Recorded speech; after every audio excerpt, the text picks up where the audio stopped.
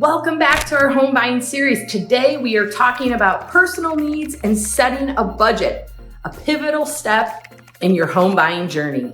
Our goal with this video series is to help you make well-informed decisions that align with your lifestyle, your finances, and your real estate goals and dreams. So first, we've got to talk about determining your must-haves versus your nice-to-haves. You know, I talked about the wish list. I'll be talking about it in probably almost every video at the beginning part of this series, because that is a tool that we will be utilizing during all of these conversations. Since most of us are not blessed with an unlimited budget, wouldn't that be nice? It means we have to actually spend some time prioritizing features based on necessity. Everyone has must-haves and they have nice-to-haves.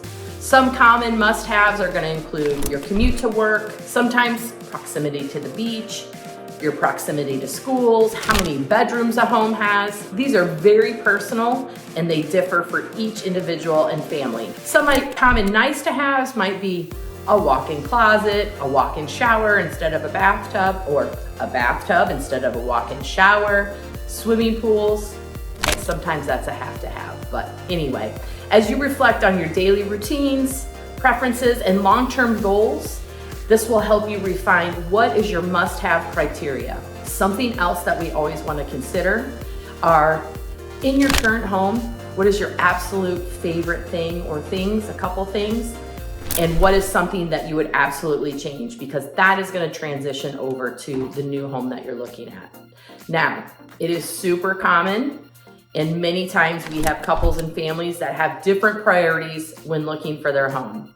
So we do have a few tricks up our sleeves on ways to navigate this. Sometimes we have to have every person in the family individually rank different features, and then we kind of have to come back together.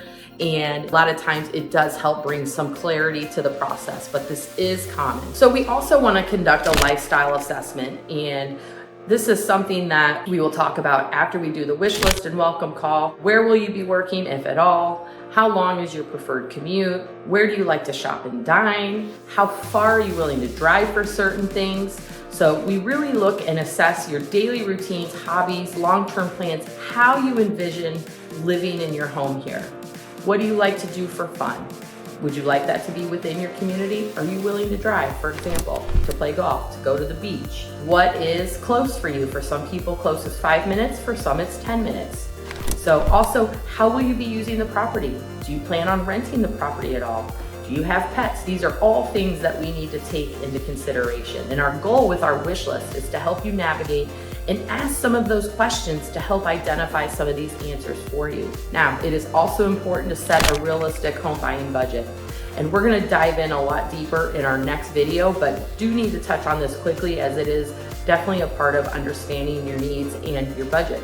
So one of the differences that we have specifically here in Southwest Florida is we have a lot of communities that are in homeowners association, condo associations, and we have CDDs, community development districts.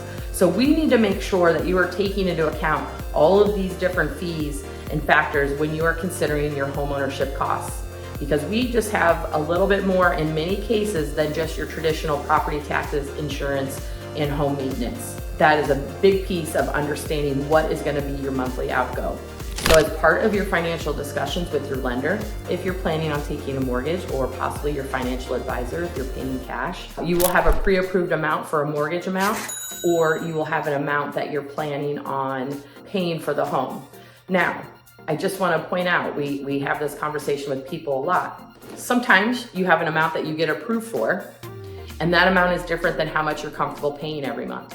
That's okay. Sometimes these numbers align, sometimes they don't. Which number are you comfortable paying every month? When we set up the search, we do keep it within your budget. So we don't like to go outside of that range.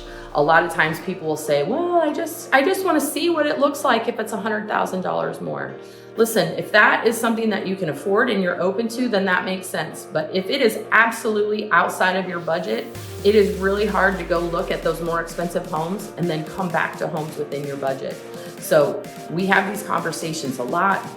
Sometimes it makes sense to look at those homes. Sometimes it doesn't, because what we typically see is, of course, when someone looks at a home that's $50,000, $100,000 more, typically it is larger. Sometimes the location's better. it's more nicely finished. So of course, everybody likes to look at those bigger homes, but it can be really frustrating if it's outside of your budget, and it can just make the whole process a little more frustrating. But we will talk about that if we get to that point. So have you ever had a crossroads when you're buying a home where you and your spouse are on different pages? How did you solve it? I would love to know. Understanding your budget is another critical component into your home search. So diving into your must-haves and your want-haves is another sticky conversation, but it is awesome to start ferreting some of that stuff out at the beginning of the process. Buying a home can be a roller coaster of emotions. In fact, it absolutely is. Our goal with this series, again, is to help give you tips and information to help make it a little less rocky. In our next video, we're going to talk about pre-approval and financing and some tips to help navigate that step that's not very sexy, but it's really important. What questions do you have about understanding your needs and budget? You can comment below, you can find us on social media, and we will be sure to talk about them in our next video. You can always find us on all social media or contact us directly via phone or text at 239-776-6872, or you can find us at thegillettegroup.com. The key to a fulfilling home buying experience is not just finding a house, but creating a home that allows you to truly live joy.